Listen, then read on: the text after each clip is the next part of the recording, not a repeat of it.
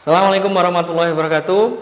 Halo teman-teman, bertemu dengan saya lagi Frandi di YouTube Mastery 1.0. Oke, kita sudah sampai di video ke-37. Di video kali ini saya akan membahas tentang ownership program. Apa itu ownership program? Mari kita bahas video berikut ini.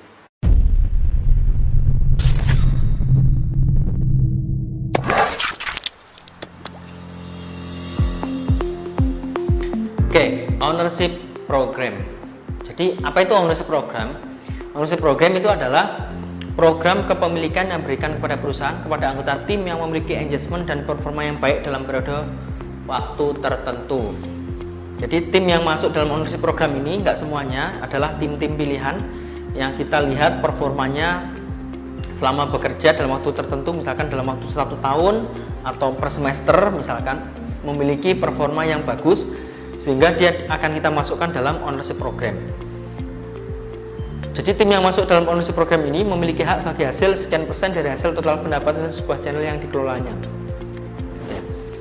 Jadi tujuannya apa sih? Tujuan ownership program itu apa?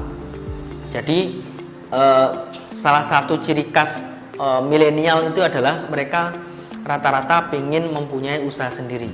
Jadi saya pernah melakukan survei kepada tim saya dan hasilnya adalah 80% mereka pengen memiliki usaha sendiri gitu ya. Oleh karena itu kita harus membuat strategi nih bagaimana agar mereka tidak perlu capek-capek ya, kemudian membuat usaha sendiri, tapi dalam bekerja mereka juga bisa menjadi owner, bisa menjadi pemilik dari perusahaan kita gitu ya.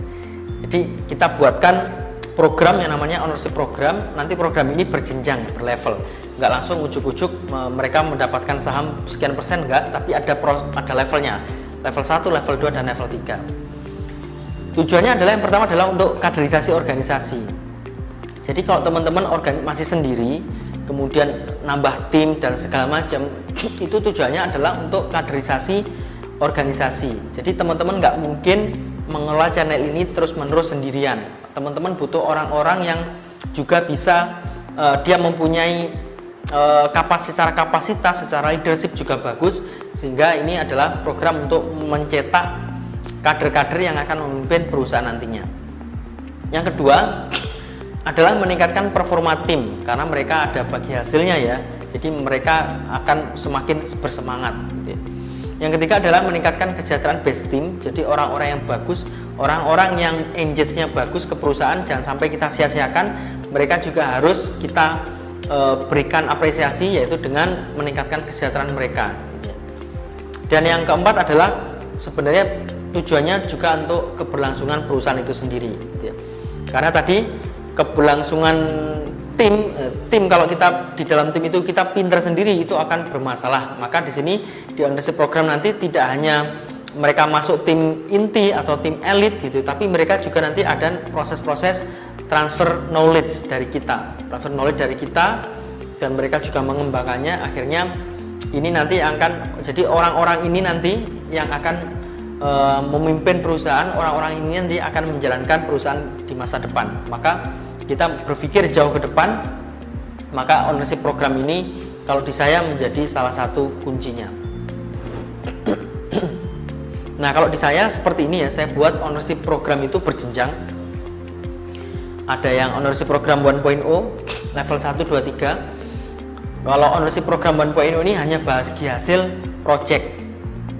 Bagi hasil project. Jadi misalkan channel ini gitu ya, channel ini menghasilkan ini, projectnya hanya YouTube AdSense misalkan. Nah, dia dapat hanya dari YouTube AdSense seperti itu. Nanti di 1.0 ini kita godok lagi orang-orangnya, siapa saja yang ketika dia memenuhi syaratnya, ketika dia engagementnya bagus, loyalitasnya bagus, performanya juga bagus, maka dia bisa naik di level kedua, ownership program 2.0. Dia mendapatkan jabatan. Nah, tim kita tadi kan awalnya semuanya staff ya posisinya. Nah, di posisi di 2.0 ini juga berpengaruh terhadap kondisi struktur organisasi kita gitu. Kalau struktur organisasi kita memang masih belum memungkinkan adanya seorang manajer, maka ya nggak perlu diadakan gitu ya. Jadi ini. Tapi kalau sudah membesar, otomatis penghuni ownership program 1.0 ketika stafnya di bawahnya sudah banyak, maka kita bisa berikan mereka jabatan. Kalau di ownership program namanya masih tim gitu ya, tim elit apa terserah namanya, ngasih nama teman-teman apa. Kalau di saya namanya Fantastic Four karena orangnya ada 4 gitu ya, Fantastic Four atau tim elit atau apalah terserah memberikan namanya gitu ya. Jadi itu terus nanti kalau mereka kita evaluasi performanya semakin bagus, mereka akan menduduki ownership program level 2. Mereka kita kasih jabatan juga, misalkan jabatannya manajer gitu ya. Otomatis ada peningkatan gaji mereka dan juga tetap bagi hasil, ada bagi hasilnya juga, ada bagi hasil. Dan level ketiga adalah ownership program 3.0, mereka dapat jabatan dan juga bagi hasil saham gitu. Ini masih step saya belum sampai sini ya, tapi ini sudah saya buat alurnya nanti akan seperti itu. Jadi orang-orang yang performanya bagus, loyalitasnya tinggi, engagementnya tinggi, mereka otomatis kita juga kasih kepemilikan saham dari perusahaan kita. Oke, mungkin itu sharing saya tentang ownership program. Jadi ini salah satu program cara saya untuk mengelola tim, untuk melejitkan channel dan untuk keberlangsungan perusahaan. Semoga bermanfaat. Jika ada pertanyaan silahkan tanyakan di grup Facebook di thread yang sesuai.